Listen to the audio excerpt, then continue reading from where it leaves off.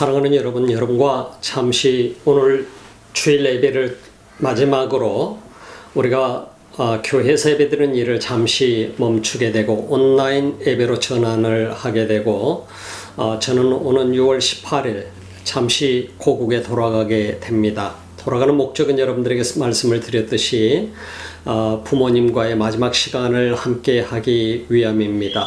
그래서 교회는 온라인 예배로 전환을 하게 되고 제게 그동안 저희 모든 형제들과 또 자매 그리고 모두가 함께 열심을 다해서 저희 부모님을 모셨습니다. 이제 마지막은 제 차례인 것 같습니다. 그동안 많은 수고들을 아끼지 않았는데 이제 저는 그동안 젊은 날의 부름을 받아서 주님을 따르고 또 많은 사람들을 섬기면서 오늘 이 순간까지 오느라고 부모님을 섬길 수 있는 기회가 없었습니다. 하나님께서 지난 3개월 전에 저희 아버지가 마지막 임종을 맞이해야 되는 상황까지 갔었습니다. 그래서 93세로서 임종을 맞이하는 상황이 왔었는데 정말 방법이 없었습니다. 비행기도 없고 갈 수 있는 방법도 없고 간다고 해서 쉽게 가지는 것도 아니고 그런다고 해서 모든 과정들을 보게 되면 참으로 어려운 순간들이었습니다. 결국은 가는 걸 포기하고 아내와 함께 기도하는 시간을 가졌습니다. 기도하면서 정말 눈물로 하나님 앞에 간구했습니다. 그 생명을 연장시켜 주기를. 하나님께서 기적적으로 부모님의 아버지의 생명을 연장시켜 주셨고 그러므로 인해서 지금은 제 자매 집에서 머물고 있습니다만은 우리가 이런 시간들을 보면서 하나님께서 내게 주신 마지막 기회, 부모님을 천국까지 보내드리는 수 있는 마지막 이 기회를 또 제게 주신 것으로 저는 볼 수 있었습니다. 기도하는 가운데 결정을 했습니다. 지금 현재 코로나 바이러스로 인해서 선교지도 갈 수가 없고 가야 할 곳은 많은데 가지 못하고 그리고 또 뉴질랜드 내에서도 역시 마찬가지로 도어투도어 선교도 할 수가 없는 상황이 와버리고 말았습니다. 이런 어려운 상황 속에서 결국은 선택할 수 있는 제게 있어서 또 하나님께서 기회를 주신 것은 또 마지막 저희 부모님이 하나님 나라에 이르는 시간까지 또 제가 어느 정도까지 할 수 있을지는 모르겠습니다만은 부모님과 함께 시간을 보내기 위해서 떠나게 됩니다. 여러분들이 기도해 주시기 바라고 또 온라인으로 예배를 드리는 기간 동안에 또 여러분들 속에 주의 큰 은혜가 함께하고 여러분들을 또 지키시기를 주님의 강력한 손길이 여러분과 함께 하시기를 주님의 이름으로 축원합니다. 오늘 본문 말씀을 우리는 보면서 참 중요한 부분들을 우리는 느껴지게 됩니다. 하나님이 하시는 일들을 바라보는 눈과 사람이 하는 일을 바라보는 눈의 차이는 굉장히 크다고 하는 것입니다. 이것은 바로 성숙도의 차이라고 하는 것입니다. 어린아이를 보게 되면 우리는 어린아이들은 거의 대부분이 자기가 하고 싶은 일만 하게 됩니다. 부모가 하고 싶은 것을 하고 싶어 하는 어린아이들은 극히 적습니다. 그래서 성숙했다라고 하는 것은 뭐냐면 그 어린아이가 드디어 자기가 하고 싶은 일을 하지 아니하고 타인을 위해서 뭔가를 하고 싶어 하고 타인을 위해서 뭔가를 할 줄 알 때 우리는 성숙했다. 때로는 우리가 어린아이일지라도 성숙한 아이들을 보고 애 늙은이다 하는 말을 쓰게 됩니다. 그 정도로 성숙했다라고 하는 의미겠지요.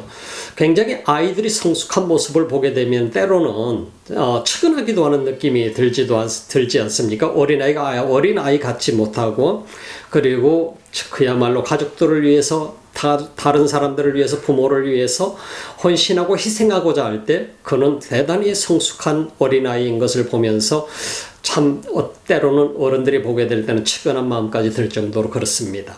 이처럼 어린아이일지라도 성숙한 아이가 있는가 하면은 어른일지라도 성숙하지 못한 미숙한 사람이 있을 수 있다라고 하는 것입니다. 그 정도의 차이는 무엇입니까? 제가 방금 말씀드렸듯이 성숙했다라고 하는 것은 나를 위해서 더 이상 살지 아니하고 내가 주님을 위해서 그리고 다른 사람들을 위해서 그리고 큰 일을 위해서 내 자신을 희생할 줄 아는 사람이 성숙한 사람이라고 하는 것입니다. 자신을 위해서 사는 것은 누구든지 할 수 있는 일이죠. 자신과 자기 가족만을 위해서 살 수 있는 것은 아무나 할 수 있는 일이라고 하는 것을 우리는 생각해 볼 수 있습니다. 그러나 성숙했다라고 하는 것은 큰 그림 앞에 자신을 내려놓는 것입니다. 하나님의 큰 그림 앞에 자신을 내려놓고 그 하나님의 그림을 따라서 그려가는 것이라고 하는 것입니다. 주님이 이끄시는 그 발자취를 따라서 묵묵히 가는 것이 성숙한 길이라고 하는 것입니다. 이처럼 우리가 성숙한다라고 하는 것은 어쩌면 많은 부분 속에서 내 자신의 모습을 다시 돌아보게 만들고 그리고 내 자신을 다시 만들어가게 하는 이런 과정들로 우리가 볼 수 있게 됩니다. 오늘 본문 속에 보게 되면은 참 재미있는 부분들이 등장하게 됩니다. 성숙한 사람이 누구인가? 미성숙한 사람이 누구인가? 똑같은 상황 속에서 어떻게 보면은 성숙한 사람일 것 같은데 미성숙한 모습을 보이는 것을 우리가 볼 수 있습니다. 주님 앞에서의 평가입니다. 자, 그래서 오늘 본문 속에는 가이사랴에서 바로 고넬료와 고넬료의 온 친척들과 그리고 친구들 그들에게 말씀을 전하고 그들과 함께 또 며칠을 유하고 그러면서 그들에게 복음을 전하고 그들에게 세례를 베풀고 엄청난 사건이 벌어졌던 것을 바로 모든 사람들이 들었습니다. 증인들이 있었습니다. 6명이 욥바에서 베드로와 함께 동행해서 그 6명은 어떤 사람들입니까? 바로 유대인들이었어요. 유대인 그리스도인들이었습니다. 그리고 나서 고넬료가 보낸 바로 그 메신저들과 함께 가이사랴를 방문하게 된 것이죠. 근데 6명의 믿을 만한 사람들을 증인으로 동행했었던 베드로, 그 베드로와 함께 동행했던 사람 중에 누군가는 베드로가 하는 일을 그대로 리포트한 사람들이 있었는가 하면은 누군가는 하나님께서 하시는 일을 리포트한 경우가 있었다라고 하는 것을 우리가 볼 수 있습니다. 이처럼 하나님이 하시는 일에 집중하지 아니하고 사람의 하는 모습만을 바라보게 되는 경우에 어떤 결과가 벌어졌는가 하는 것을 우리가 볼 수 있습니다. 그처럼 이 땅을 살아가는 모든 성도들이 어떤 자세로 살아가는 것이 바른 일일까? 우리는 심각하게 고민해 봐야 됩니다. 그리고 나는 정말 성숙한 사람일까? 나는 어느 정도 성숙한 사람일까? 나는 혹시 미숙한 사람이 아닐까? 나는 혹시 미숙아가 아닐까?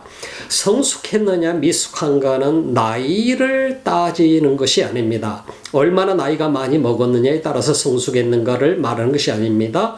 얼마나 오랫동안 내가 교회를 다녔느냐에 따라서 내가 성숙한 그리스도인이냐 아니냐를 말하고자 하는 것이 성경은 아닙니다. 가장 중요한 것은 얼마나 내가 많은 세월을 바로 그 교회에서 보냈는가가 중요한 것이 아니라 정말 내가 하나님이 하시는 일 속에 있는가, 그리고 그 속에 내가 적극적으로 인볼브되어 있는가, 그리고 내가 그 사역 속에 내가 담겨져 있는가 아닌가, 나는 사람으로서 내 자신을 위해서 열심히 일하고 있는가, 내 자신의 욕심만을 위해서 일하고 내 자신의 목표만을 위해서 일하고 있는가. 나 자신을 위해서 일하는 것은 성숙한 모습이 아니라 어린아이의 모습이고 미숙아의 모습이라고 하는 것을 우리는 생각해 보아야 됩니다. 그래서 신앙생활할 때 반드시 점검해 보면서 나가야 될 것이 내가 성숙한 그리스도인으로서 성장하기 위해서는 어떤 과정을 거쳐야 되는가 하는 것을 우리는 반드시 찾아내야 됩니다. 오늘 성경에 보게 되니까 오늘 사도행전 11장 1절부터 보니까 유대에 있는 사도들과 형제들의 이방인들도 하나님 말씀을 받았다 함을 들었습니다. 이방인들이 하나님 말씀을 받았다 함을 들었어요. 베드로가 예루살렘에 올라갔을 때 할례자들이 힐난하여 가로되 네가 무할례자의 집에 들어가 함께 먹었다 하니, 자, 이 말씀은 무슨 힐난했다라고 하는 것은 비난을 했다 이 말입니다.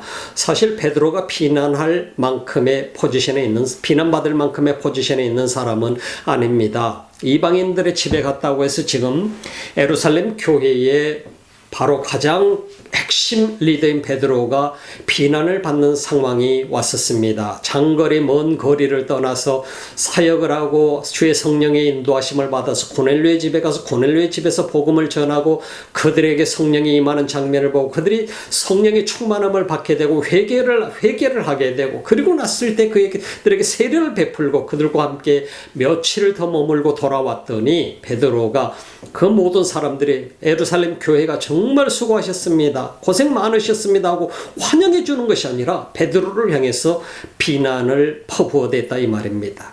이게 무슨 일입니까? 왜 비난했을 것 같습니까? 방금 전에도 말씀드렸듯이 바로 리포트하는 사람들이 어떤 방향에 초점을 맞춰서 리포트를 했느냐에 따라서 그 결과는 굉장히 중요한 결과를 자아내게 된다고 하는 것입니다. 어쩌면 이 상황을 잘못 대처한 상황이 됐더라고 한다면 교회는 풍지박산이 나고 말았을 것입니다. 아마 초대 교회는 더 이상 존재하지 못할 수도 있는 상황이 왔을 수도 있습니다. 오늘날 또 이런 상황들이 얼마나 많이 벌어진지 모릅니다. 미성숙한 사람들 때문에 결국은 하나님의 일을 보지 못하고 인간의 일만을 보다 보게 되니까 결국은 그런 엄청난 어려움 속에 들어가게 되는 것을 보게 되고, 또 많은 사람들이 상처를 입게 되는 경우도 우리가 볼 수가 있습니다. 오늘 성경에 보게 되는 바로 할례받은 사람들이라고 하는 것은 유대인으로서 할례받은 사람들이고, 그들이 곧 예수님을 믿게 되고 예루살렘 교회의 성도들이 되고 제자들이 되었다라고 하는 사람들입니다. 이들이 베드로를 향해서 비난했다라고 하는 것은 굉장히 큰 사건 중에 하나입니다. 작은 일이 아닙니다. 그래 제가 말씀드렸듯이 핵심적인 것은 어떤 리포트가 어떤 영향을 받았느냐 하는 것입니다. 6명 중에 누군가는 분명히 부정적인 리포트를 했다라고 하는 것입니다. 이거는 어떤 사람들은 하나님이 하신 일을 전했다라고 하는 것입니다. 이 두 가지의 결과에 따라서 어떤 사람들은 지금 부정적인 리포트에 꽂혀 있는 사람들, 그들은 베드로를 향해서 비난을 퍼부어대고 있습니다. 헬라어 원어 속에서는 이 비난이라고 하는 것은 어떤 목적을 가지고 공격을 하는 것입니다. 그래서 깨부시고자 하는 것이 바로 이 비난이라고, 힐란이라고 하는 말로 우리말로 되어 있습니다. 이 비난이라고 하는 이 단어, 이 언어입니다. 여러분, 우리가 집중해서 잘 봐야 됩니다. 오늘날 또 크리스천들이 상당히 많은 실수를 범할 수가 있습니다. 그래서 그런 실수를 범하지 않기 위해서 우리 모든 그리스도인들은 항상 내가 성숙한 사람이 되어야 되고, 내가 들어야 될 것을 듣고 듣지 않아야 될 것은 집어 던져버릴 수 있는 그런 성숙한 성도의 자세가 필요하다고 하는 것입니다. 아무거나도 듣고 다 그것이 옳다라고 생각하게 된다고 하면 그 자체가 얼마나 잘못된 것인가 하는 것도 우리는 잊지 말아야 됩니다. 베드로가 4절부터 보니까 저희에게 이 일을 차례로 설명하여 가로되 내가 욥바 성에서 기도할 때에 비몽사몽간의 환상을 보니 큰 보자기 같은 그릇을 내 귀에 밀, 이것은 사도행전 10장에 있는 말씀을 그대로 옮겨놓은 말씀입니다.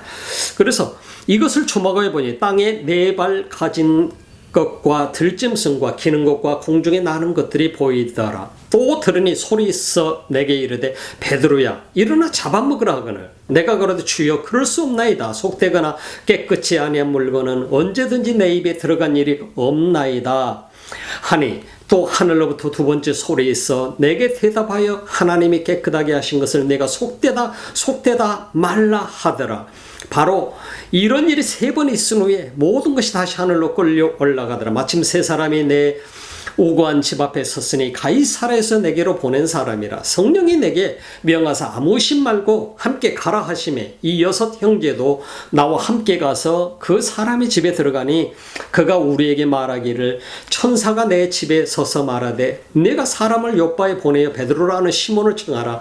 그가 너와 내 온 집에 구원 얻을 말씀을 내게 이르리라 함을 보았다 하거늘 내가 말을 시작할 때 성령이 저희에게 임하시기를 처음 우리에게 하신 것과 같이 하는지라. 오순절에 일어났던 성령의 임재와 똑같은 일을 하셨다 이 말입니다.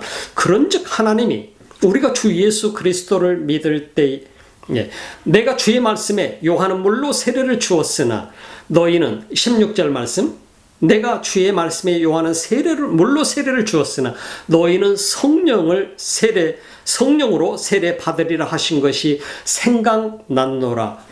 그런즉 하나님이 우리가 주 예수 그리스도를 믿을 때 주신 것과 같은 선물을 저희에게도 주셨으니 내가 누구간데 하나님을 능히 맡겠느냐 하더라. 바로 이 베드로가 고백하고 있는 것은 무엇입니까? 지금 10장 속에서 있는 말씀을 그대로 설명해 주면서 성령께서 지금 하시고 하나님께서 성령을 통해서 바로 가이사랴에서 고넬료의 집에서 우리가 경험했던 것과 똑같은 오순절 다락방의 사건이 고넬료의 집에서 일어났는데 이 모든 일을 하나님이 하셨는데 내가 누구간데 하나님이 하시는 일을 막을 수 있단 말인가 하고 그들 앞에 고백하고 있는 것을 보게 됩니다. 여러분, 우리가 생각해 봅시다. 사람이 하나님이 하시는 일을 막을 수 있나요? 막을 수 없습니다. 하나님이 하시고자 하는 일을 우리 인간은 결코 막을 수가 없습니다. 바로 우리는 하나님이 하시고자 하는 일을 하시는 일 속에 내가 어떤 자세를 가지고 들어가느냐 해서 따르고 하는 것을 볼 수 있습니다. 거기에 성숙한 사람인가 성숙치 못한 그리스도인인가 하는 것이 달려있다고 하는 것입니다. 저희가 이 말을 듣고 잠잠하여 하나님께 영광을 돌려 가로되 그러면 하나님께서 이방인에게도 생명 얻는 기회를 주셨도다 하니라. 자, 여기서 이방인들조차도 하나님께서 구원을 얻는다라고 하는 말을 듣고 그들 모두가 함께 베드로의 설명을 듣고 나서 고백하고 있는 것은 바로 그렇다고 한다면 하나님께서 이방인에게도 생명 얻는 기회를 주셨도다. 우리는 우리 유대인들만 생명을 얻는 줄 알았는데 어느새 예수님께서 그들에게 명령하셨던 사도행전 1장 8절의 말씀을 다 망각했던 것이죠. 우리 유대인들만 하나님의 백성인 줄 알았는데 하나님께서 이방인에게도 생명 얻는 기회를 주셨다. 이 엄청난 일을 깨닫게 된 것이죠. 바로 우리 인생이라고 하는 것은 참 이 유한한 짧은 인생을 우리는 살아가고 있습니다. 우리는 길어야 얼마를 살지 우리는 모릅니다. 짧으면 더 많은 짧은 인생을 살다가 이 세상을 떠나기도 합니다. 유한한 짧은 인생을 사는 것이 우리 인생입니다. 제가 서두에서 말씀드렸듯이 저희 부모님도 이 땅에서 사는 기간은 지극히 유한한 인생입니다. 이 짧은 인생을 살 동안 우리 자신이 놓치지 말아야 되는 것은 정말 주님을 내가 얼마만큼 믿고 사는가 하는 것입니다. 과연 나는 주님을 믿고 그분의 뒤를 따라가고 있는가? 나는 정말 구원받은 사람인가? 나는 영적으로 성숙한 사람인가? 영적으로 성숙하지 못했다고 한다면 우리는 항상 육신적인 일만을 바라보는 사람이 될 수가 있을 것입니다. 여러분 자신이 지금 이날까지 신앙생활을 해오면서 우리가 성숙한 사람으로 신앙생활을 해나간다고 하는 것은 쉽지 않습니다. 쉬운 것 같지만 어려운 일입니다. 그러나 중요한 것은 바로 우리라고 하는 이 유한한 인간의 생명, 유한한 인생을 우리는 영원한 생명으로 만들어가는 이 과정은 성숙해가는 과정으로 만들어가는 것은 쉽지가 않다라고 하는 것입니다. 오늘 이 순간에 또 하나하나 과정을 만들어가야 됩니다. 제가 20대의 나이 때 교회를 건축을 하면서 참 목숨이 왔다 갔다 하는 상황까지도 갔었습니다. 저번에도 설교하면서 말씀을 드린 적이 있습니다만 바로 20대의 나이에 교회를 짓게 되는데 교회를 개척을 하고 교회 예배당을 건축을 하게 되는데 몇 번을 쓰러졌습니다. 예배당을 건축을 하면서 하나님께서 주시는 대로 하나님께서 그 문을 열어주시는 대로 하나하나 해나갔습니다. 하나하나 해나가다 보니까 어느새 교회가 교회 예배당이 완성이 되었습니다. 이처럼 예배당 하나가 완성되는데도 한 단계 한 단계 쌓아나가면서 완성이 되어가는 모습을 보면서 감격하고 감동하고 눈물을 흘리면서 또 내 몸을 다해서 불살라 태우면서 기도하면서 그 예배당을 완성을 해 나갔었습니다. 여러분 생각해 봅시다. 이처럼 빌딩 하나도 만들어가면서 예배당 하나도 만들어가면서 한 단계 한 단계에서부터 빌드업을 해나가게 될 때 마지막에 완성돼가는 것을 우리는 볼 수가 있지 않습니까? 여러분의 삶 속에 여러분의 영적인 삶도 마찬가지입니다. 내가 미성숙한 단계에서 주님을 만나게 되었고 그 미숙한 내가 주님을 만남으로 인해서 한 단계 한 단계 주님을 닮아가는 삶을 만들어가는 것이 우리의 영적인 성숙의 과정이라고 하는 것입니다. 내가 성숙하지 못하면 결국은 나는 하나님 앞에 항상 근심거리가 될 수 있는 존재가 되는 것입니다. 그래서 우리 모든 그리스도인들은 내가 어느 곳에 있든 어느 곳에서 예배를 드리든 어떤 상황 속에 처했든 내 자신을 주님 앞에 세워놓고 성숙한 하나님의 사람으로 만들어 가야 된다고 하는 것입니다. 그 만들어 가는 데는 부단한 기도가 필요합니다. 그리고 나서 수없이 많은 말씀과 가까이 하는 삶이 필요합니다. 내 영적인 삶의 성숙을 위해서 주님과의 끊임없는 교제가 필요합니다. 주님과 나와의 관계를 빌드업 해가는 것입니다. 친구의 관계도 만들어가는 것과도 마찬가지입니다. 주님과의 관계도 만들어가는 것이죠. 베드로라고 하는 사람과 예수님의 제자들, 사도들이죠. 그들은 얼마나 많은 시간들을 주님과 함께 3년이라는 세월을 보냈지만은 결국은 모든 제자들은 주님께서 말씀하셨던 말씀을 다 기억한 것은 아니었습니다. 망각해버리고 말았습니다. 정말 주님이 부활하실 것이라고는 아무도 믿지 않았었습니다. 이미 말씀해 주셨었지만 십자가에 돌아가신 모습은 처참한 모습이었습니다. 그렇기 때문에 주님이 부활하신다는 그 자체는 믿을 수 없는 일이었습니다. 여러분, 우리가 생각해 봅시다. 여러분과 제가 이 땅에서 신앙생활을 하면서 정말 주님과 동행하고 있다고 생각하지만 때로는 우리 자신도 모르는 사이에 내가 세상을 바라보는 순간 우리는 주님에게서 초점을 잃어버리기 쉽습니다. 주님과 늘 동행해 나가기 위해서는 끊임없이 그분의 내려주신 그 손을 부여잡고 있어야 된다라고 하는, 내가 손을 놓아버리는 순간 주님에게서 내 자신은 멀어져 갈 수 있습니다. 내게 모든 권한을 주셨습니다. 내가 잡을 수 있고 내가 놓을 수도 있는 것이지 않습니까? 여러분, 어떤 삶을 살아가고 있나요? 정말 주님 앞에 성숙한 하나님의 사람으로 살아가기를 원하시나요? 오늘 이 성경 속에 등장했던 바로 예루살렘 교회에서 그들은 선교지에 가지 않았었고 그들은 그 현장 속에 있었던 사람인데, 예루살렘 교회에 있었던 사람들, 그렇지만 그들은 유대인이라고 하는 할례자라고 하는 것 때문에 베드로를 이방인과 함께 머물렀었고 이방인들에게 가서 말씀을 전했다고 하는 이유 때문에, 이방인들에게 복음을 전하고 이방인들에게 세례를 줬다라고 하는 이유 때문에 베드로를 비난하고 힐난했었던 사건을 우리는 기억해 볼 필요가 있습니다. 성숙한 하나님의 사람이 된다라고 하는 것은 하나님이 하시는 일을 올바로 볼 수 있어야 되고, 하나님이 하시는 일 속에 내가 적극적으로 그 속에 들어가 있어야 되고, 내 자신을 하나님의 계획과 하나님의 사역 속에 내 자신을 내려놓게 될 때 비로소 우리는 성숙한 주님의 사람이 될 수 있는 것입니다. 여러분 모두가 정말 성숙한 하나님의 사람이 되시기를 주님의 이름으로 축원합니다. 기도합시다. 하나님 감사합니다. 이 귀한 시간 우리 모두 함께 성숙한 하나님의 사람 되기를 소망합니다. 주님, 우리를 받으셔서 우리 모두가 참으로 하나님 나라 저 영원한 생명에 이르기까지 내 자신을 계속해서 빌드업 해가는 하나님의 사람 되게 하옵소서. 예수님 이름으로 기도드립니다. 아멘.